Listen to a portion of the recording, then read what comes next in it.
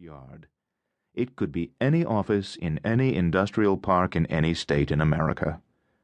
But what's remarkable about the view from behind Phil's desk has nothing to do with what's outside his window. It's on those monitors. Spread out in his desktop array of glowing multicolored pixels is a vista of cyberspace equal to, say, the state of Texas.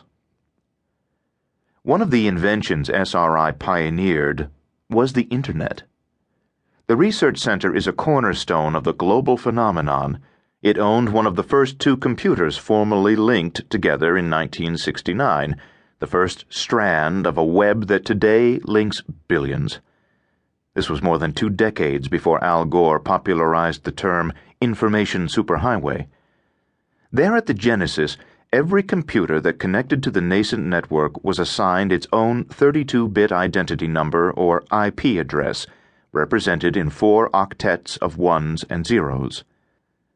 Today, the sheer size of the Internet has necessitated a new system that uses 128-bit addresses. SRI ceded authority for assigning and keeping track of such things years ago, but it retains ownership of a very large chunk of cyberspace. Phil's portion of it is a relatively modest, nothing to brag about but damned hard to get, /16, a block of the original digital universe containing 65,536 unique IP addresses.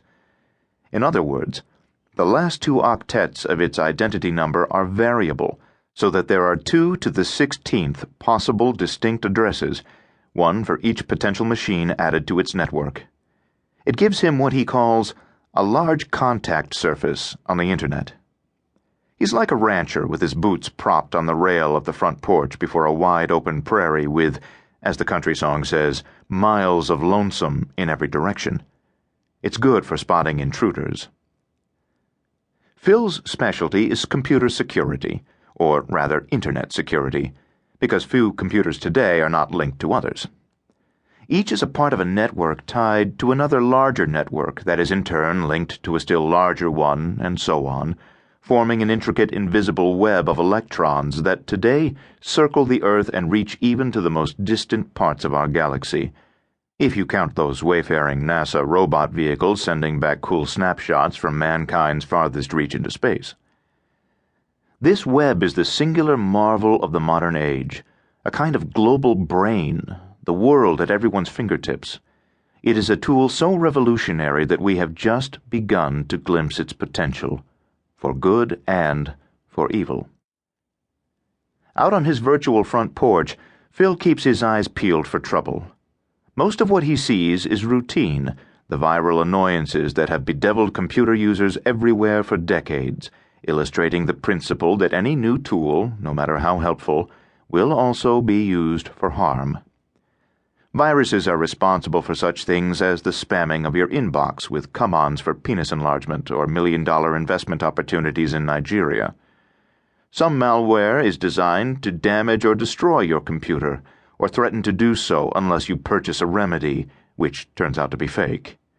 When you get hit, you know it.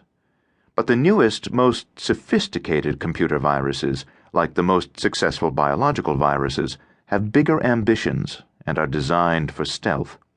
They would be noticed only by the most technically capable and vigilant of geeks. For these, you have to be looking. Anything new was enough to make Phil's spine tingle. He had been working with computers since he was in high school in Whittier, California, and had sent away in 1984 for a build-it-yourself personal computer.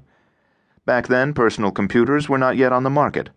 Small companies catered to a fringe community of users, many of them teenagers who were excited enough and smart enough to see the potential for home use.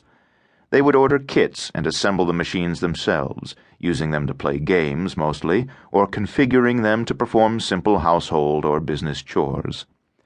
Phil's dad was an accountant, and his mom ran a care center for senior citizens, so he amazed them by programming his toy to handle time-consuming, monotonous tasks.